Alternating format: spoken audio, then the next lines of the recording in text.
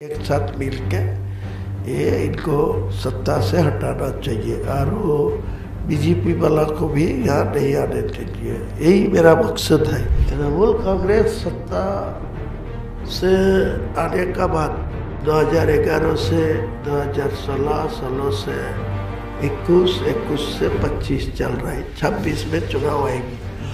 वो सारे बंगाल का मुसलमान को साथ कितना गद्दारी किया, इनको जवाब दी मुसलमान आदमी सारा लेगी। दिन बाद 32 साल बाद मैं मस्जिद का मुद्दा उठाया तो इतना क्यों तड़पाते हैं, इतना क्यों दिक्कत आते हैं, इतना क्यों विरोध करते हैं।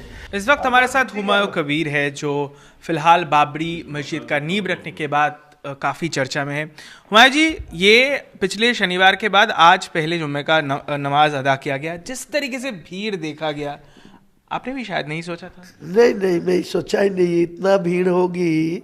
लाखों का आदमी वहाँ नमाज पढ़ने लिए खुद आ जाएगी। मेरा इतना कोई इरादा ही नहीं था। मस्जिद तो बना भी नहीं, और बनने का बात तो छोड़ ही दीजिए, बनाने का काम भी नहीं शुरू हुआ है।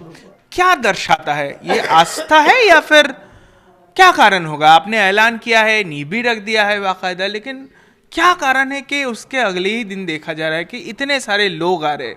क्या इशारा करता है? इनका आवेग है, इमोशनल है। जो सारे बाबरी मस्जिद जो 33 साल पहले जो तोड़ा गया, जो रिमूव कर दिया, जो डिमोलाइजेशन कर दिया, तो मुसलमान को अंतर में वो बहुत सारे बाबरी मस्जिद के लिए दुख था। मैं इतना सोचा नहीं, जो मैं बाबरी मस्जिद बनाने का ऐलान करेगी तो इतना आदमी को साड़ा मिलेगी, इतना सपोर्ट मिलेगी, मैं ही सोचा नहीं कभी। तो आज का दिन में जो देख रहा है, इसीलिए मेरे को पहले आज जुम्मा पड़ा, तो जुम्मा के बाद मेरे को ऐलान करना पड़ा जो जितना दिन वो मस्जिद कंप्लीट नहीं होगी, हर जुम्मा में यहाँ नमाज अदा होगी। अच्छा, इसी तरीके से होता रहेगा। यानी आप 3 साल का मोहलत दिए हैं, 3 साल में लगा हर जुम्मे को यहाँ पे। हमने आज देखा कि इतना लोग एकत्रित हो गए थे, शायद वो उस जमीन पे नहीं हो पाया, स्कूल के पीछे वाले जगह दूसरे वाला फिर करना पड़ेगा। तो क्या आपका अंदाजा क्या है कि ये तो हर शुक्रवार ही ऐसा भीड़ होगा? क्या कुछ खास व्यवस्था कर रहा है? क्योंकि बारिश का दिन है, गर्मी आएगा।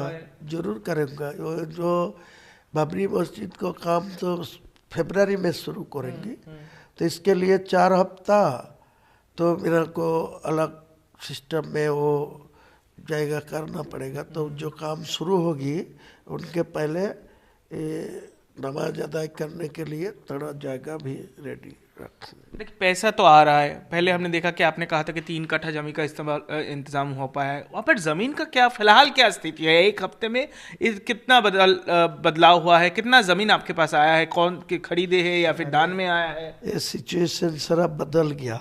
पहले जो लोग विरोध कर रहा है वो लोग खुद जाके जमीन देने के लिए तैयार है। तो मेरा लगभग 25 बीघा जमीन रेडी है।